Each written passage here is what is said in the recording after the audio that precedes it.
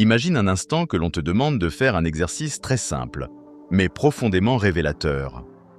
Prends quelques secondes et remonte le fil de ta vie, comme si tu retraçais le chemin qui t'a conduit exactement ici, à cet instant précis. Pas seulement les grandes décisions, mais aussi les petites bifurcations, les rencontres inattendues, les choix que tu croyais insignifiants, les moments où tu as hésité, douté, changé d'avis.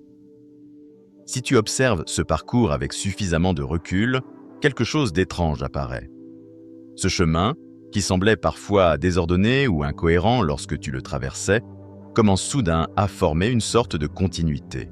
Non pas une logique froide, mécanique, comme celle d'un manuel ou d'un plan parfaitement tracé, mais une logique plus subtile, presque mystérieuse. C'est un peu comme un rêve. Quand tu es plongé dans un rêve, les choses les plus improbables peuvent se produire. Les lieux changent sans prévenir. Les visages se transforment. Les situations semblent défier toute logique. Et pourtant, tant que tu es à l'intérieur du rêve, tout paraît étonnamment normal. Rien ne choque vraiment. Tout semble appartenir à l'histoire qui se déroule. Ce n'est qu'au moment du réveil que l'on réalise à quel point tout cela était étrange. Et d'une certaine manière, ta vie ressemble à cela. Lorsque tu regardes en arrière, les événements qui te semblaient autrefois chaotiques commencent à s'assembler comme les pièces d'un puzzle. Les détours prennent un sens.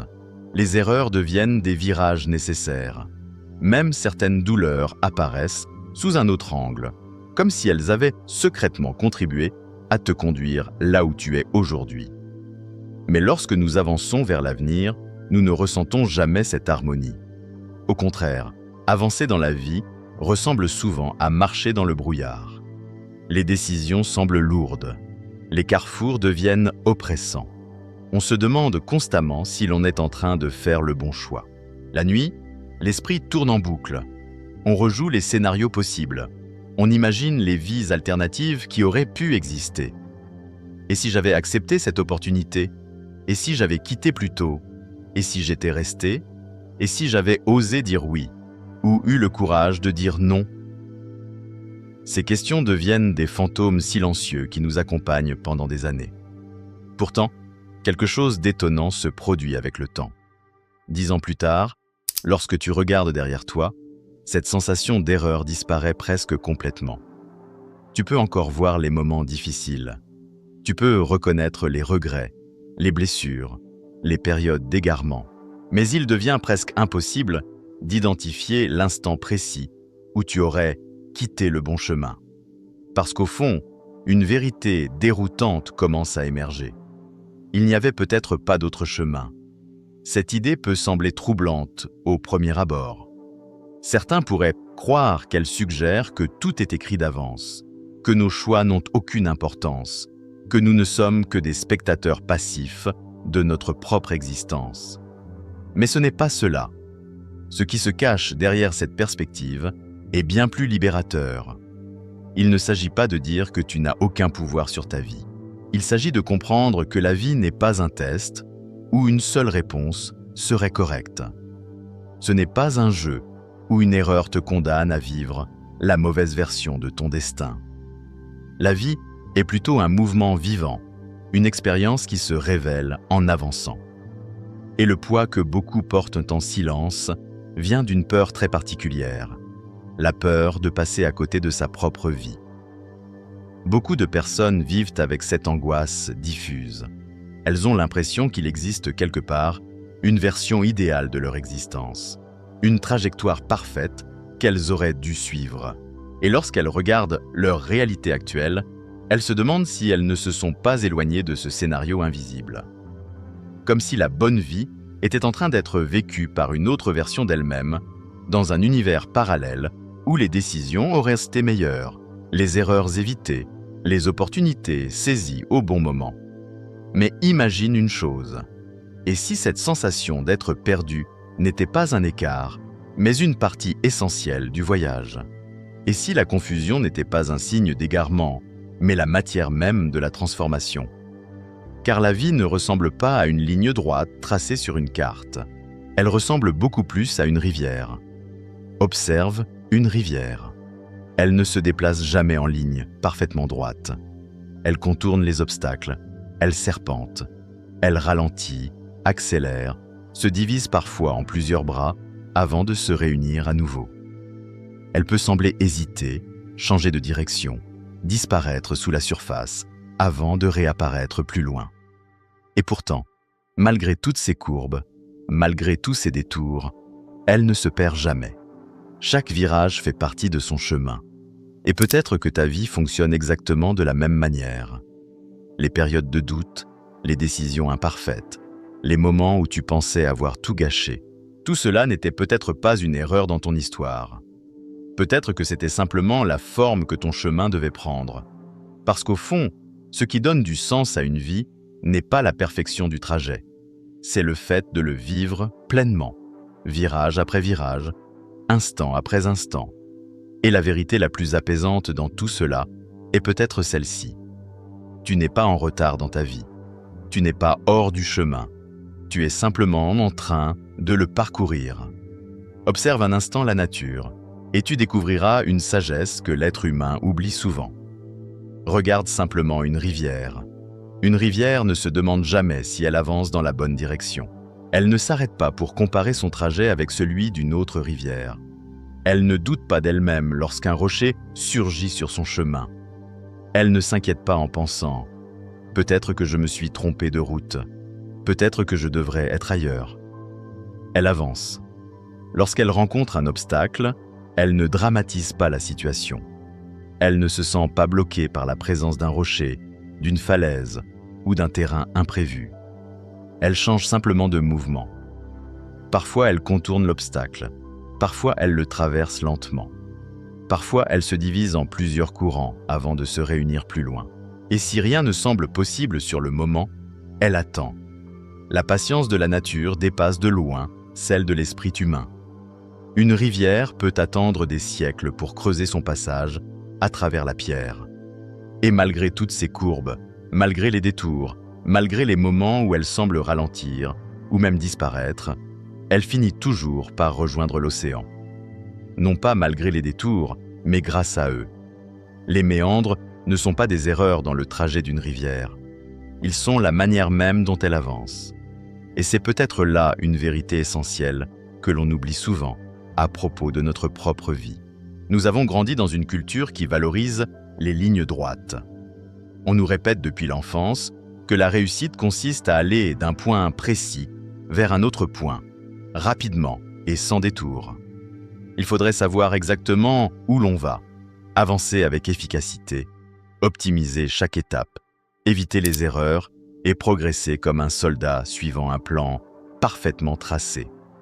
Mais la vie n'est pas une marche militaire. Elle ressemble beaucoup plus à un courant d'eau, à une mélodie qui change de rythme, à une conversation profonde qui commence dans une direction, puis bifurque, s'élargit, hésite, explore d'autres chemins avant d'aboutir là où elle devait réellement arriver. Tu n'es pas une ligne droite. Tu es un mouvement vivant. Ton existence est faite de virages, d'exploration, de ralentissements, de surprises. Et ces détours ne signifient pas que tu t'es égaré. Ils signifient simplement que tu es en train de vivre. Je me souviens d'une expérience qui m'a fait comprendre cela d'une manière très simple, presque évidente. Il y a longtemps, je marchais en montagne. La veille, j'avais soigneusement préparé mon itinéraire. Carte en main, j'avais étudié les sentiers, calculé les distances, imaginé chaque étape de la journée.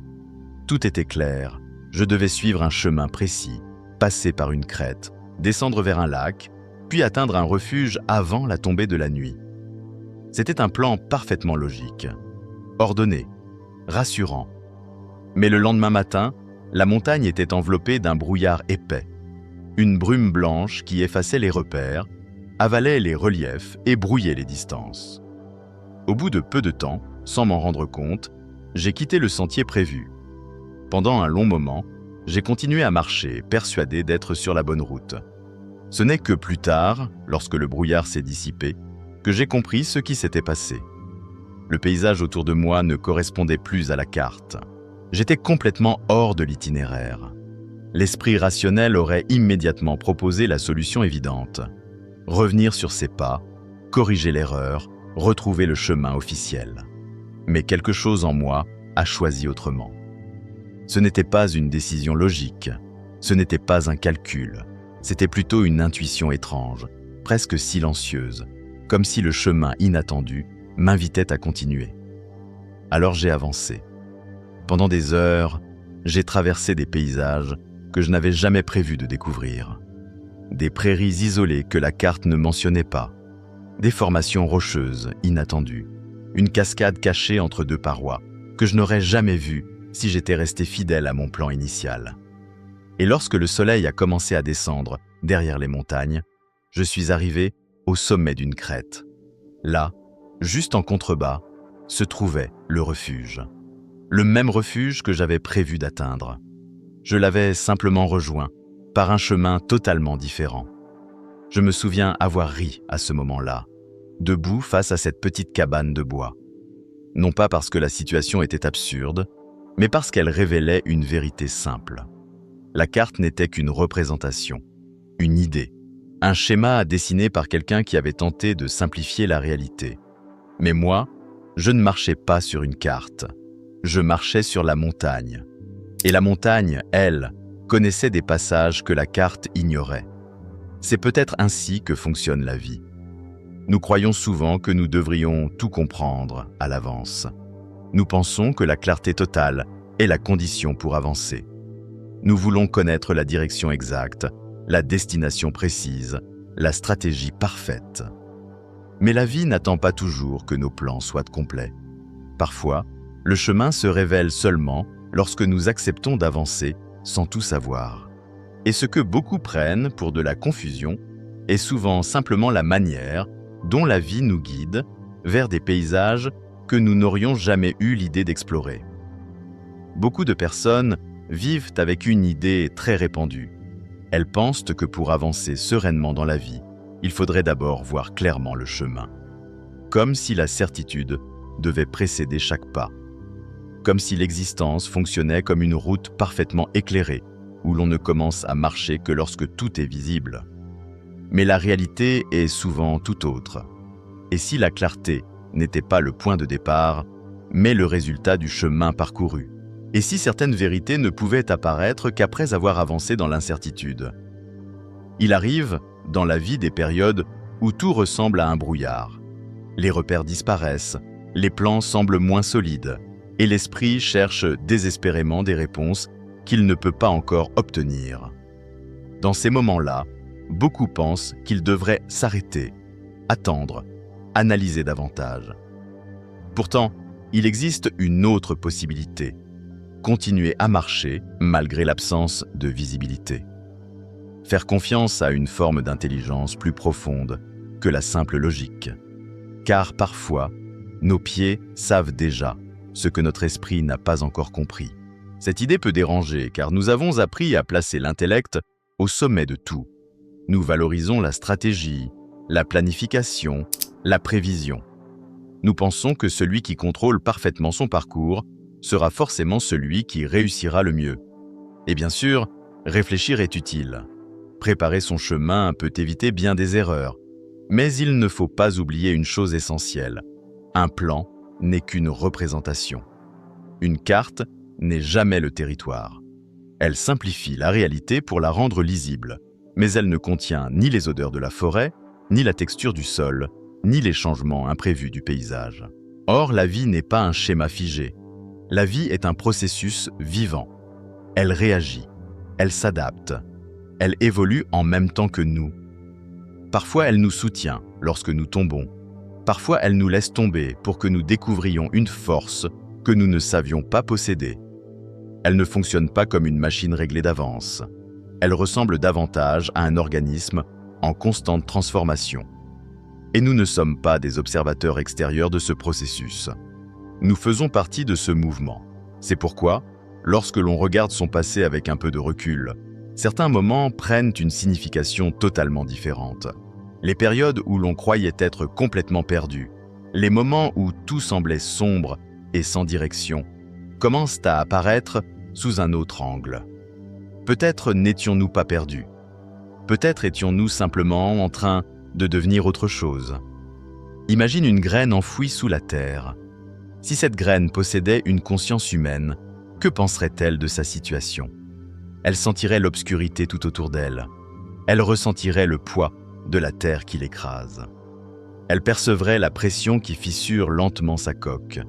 Elle pourrait croire qu'elle est en train de disparaître. Elle pourrait penser qu'elle a été oubliée, enterrée, abandonnée loin de la lumière. Mais ce que la graine interpréterait comme une catastrophe est en réalité le début de sa transformation. La pression brise l'enveloppe qui la retenait. L'obscurité permet aux racines de s'enfoncer dans le sol. Ce qui ressemble à une fin devient le commencement d'une élévation. Et d'une certaine manière, chacun de nous a traversé ces moments. Des périodes où tout semblait s'effondrer. Des phases où l'on ne voyait plus aucun horizon. Des instants où l'on croyait sincèrement que quelque chose d'essentiel en nous était en train de disparaître. Et peut-être que c'était vrai.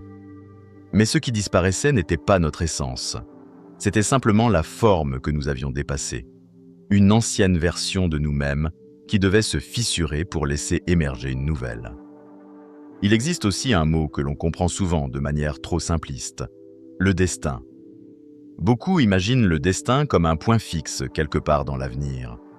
Une destination prédéterminée vers laquelle nous serions en train de marcher, comme un train qui suit des rails vers une gare déjà inscrite sur l'horaire. Mais cette vision est très limitée. Le destin n'est pas seulement un endroit où l'on arrive. Le destin est aussi la manière dont on avance. Regarde simplement comment un être humain marche. On pourrait croire que marcher est un mouvement stable, équilibré. Mais en réalité, marcher consiste à se déséquilibrer volontairement vers l'avant, puis à rattraper sa chute avec le pas suivant. Chaque pas est une petite perte d'équilibre, suivie d'un réajustement. On se penche, on tombe légèrement, on se rattrape, puis on recommence. C'est ainsi que nous traversons une pièce. Et d'une certaine manière, c'est aussi ainsi que nous traversons une vie. Nous avançons en perdant constamment l'équilibre, puis en retrouvant notre stabilité juste à temps pour continuer. Les enfants comprennent cela instinctivement lorsqu'ils apprennent à marcher. Ils tombent sans arrêt. Pourtant, personne ne considère ces chutes comme des échecs. Au contraire, chaque chute est célébrée parce qu'elle signifie que l'enfant est en train d'apprendre. Mais à quel moment avons-nous oublié cette vérité? À quel moment tomber est-il devenu synonyme d'échec, alors qu'il n'est en réalité qu'une étape du mouvement? Beaucoup d'adultes se paralysent devant leur choix. Ils analysent chaque décision pendant des semaines, parfois des années, parce qu'ils redoutent de se tromper. Cette peur finit par créer une immobilité. Mais rester immobile n'est pas une solution. On ne peut pas avancer sans accepter le déséquilibre. On ne peut pas vivre sans choisir. Et choisir signifie toujours entrer dans une zone d'inconnu. Même les décisions qui semblent les plus sûres contiennent une part d'incertitude. La vie ressemble beaucoup à une mélodie. Lorsque tu écoutes attentivement une musique, tu remarques qu'elle crée constamment une tension qui cherche à se résoudre. Une note appelle la suivante. Elle l'attire, la désire presque. Et lorsque la note suivante arrive, il y a un petit relâchement, une sensation d'accomplissement. Mais aussitôt, une nouvelle tension apparaît. La nouvelle note cherche déjà la prochaine. La musique est un mouvement permanent entre désir et résolution. Et notre existence fonctionne de la même manière. Nous sommes toujours au milieu d'une phrase qui n'est pas encore terminée. Toujours en train d'atteindre quelque chose qui se trouve un peu plus loin. Et lorsque nous atteignons ce que nous cherchions, une nouvelle aspiration apparaît naturellement. C'est cela, être vivant. Alors, demander constamment « Suis-je sur le bon chemin ?» revient presque à une note musicale qui demanderait « Suis-je dans la bonne chanson ?» Tu n'es pas en train de suivre la mélodie. Tu es la mélodie en train de se déployer. Tu n'es pas quelqu'un qui marche sur un chemin déjà tracé. Tu es le chemin en train de se créer à travers tes pas. Laisse cette idée se déposer un instant. Tu n'es pas perdu. Tu es en train de devenir. Et parfois, pour comprendre cela, il suffit de se souvenir de la simplicité de l'enfance. Quand nous étions très jeunes, beaucoup d'entre nous jouaient à fermer les yeux et à se déplacer dans la maison. Les bras tendus devant soi, avançant lentement, essayant de reconnaître les espaces sans utiliser la vue. Chaque pas devenait une aventure. L'inconnu était partout. On ne savait jamais quand on allait toucher un mur, un meuble ou simplement continuer à avancer.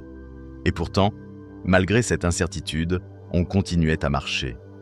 Parce que l'expérience elle-même était fascinante.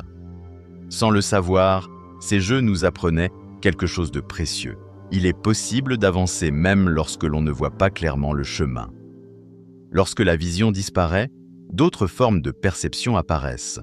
On devient plus attentif aux sons, aux sensations, aux vibrations de l'espace. On développe une forme de confiance différente.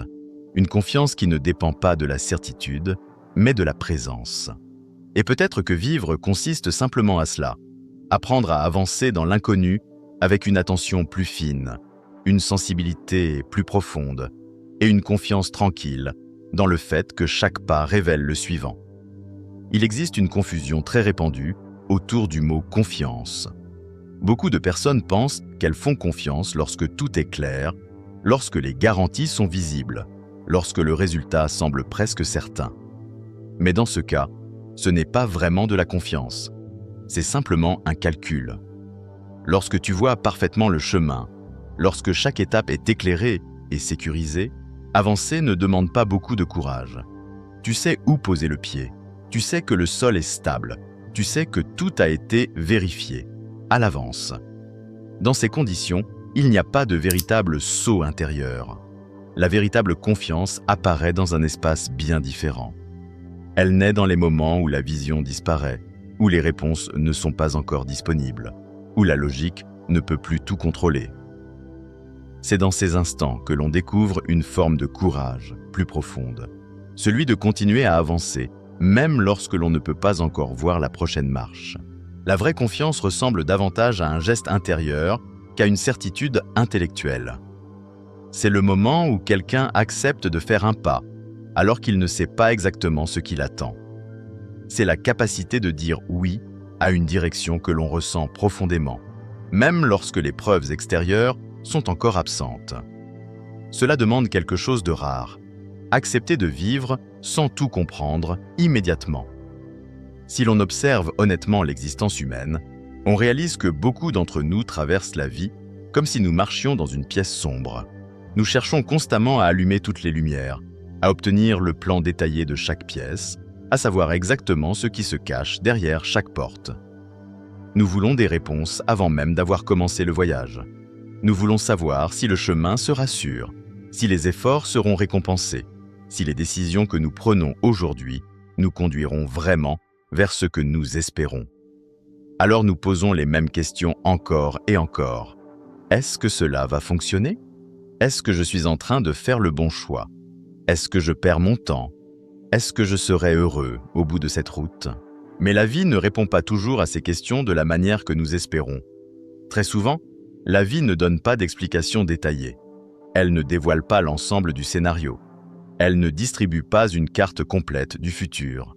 Elle propose quelque chose de beaucoup plus simple et en même temps beaucoup plus exigeant. Elle dit simplement « avance, fais un pas, puis un autre ». Et au fil du mouvement, quelque chose d'étonnant se produit. Soit la vie te soutient lorsque tu trébuches, soit elle t'enseigne quelque chose à travers la chute. Dans les deux cas, le mouvement n'est jamais inutile. Chaque pas transforme le terrain. Chaque décision trace une nouvelle ligne dans le paysage de ton existence. Peu à peu, un chemin apparaît derrière toi. Un chemin qui n'existait pas avant que tu le parcours. Et c'est là que se cache une vérité que l'on comprend souvent trop tard. La destination n'était pas prédéfinie. Elle a été créée par tes pas. Chaque expérience, chaque hésitation, chaque chute a sculpté la route que tu regardes maintenant. Ce qui semblait autrefois improvisé ou incertain devient, avec le recul, une trajectoire unique qui n'aurait pu appartenir à personne d'autre. C'est peut-être cela que signifie réellement le mot « destin ». Non pas un point figé quelque part dans l'avenir, mais un mouvement vivant qui se construit au fur et à mesure que tu avances. Le destin n'est pas un endroit où tu es censé arriver. Le destin est l'acte même de marcher. C'est toi qui avances sans tout savoir, toi qui explores, toi qui tombes parfois, toi qui te relèves et continues malgré l'incertitude. Et un jour, en regardant derrière toi, tu réaliseras que ce qui ressemblait à un chemin obscur était en réalité une route qui n'attendait que toi pour exister. Parce que c'est cela, au fond, le miracle discret de la vie. Nous avançons souvent sans comprendre, et pourtant nous arrivons toujours quelque part. Un endroit qui devient profondément nôtre, simplement parce que nous avons eu le courage d'y marcher.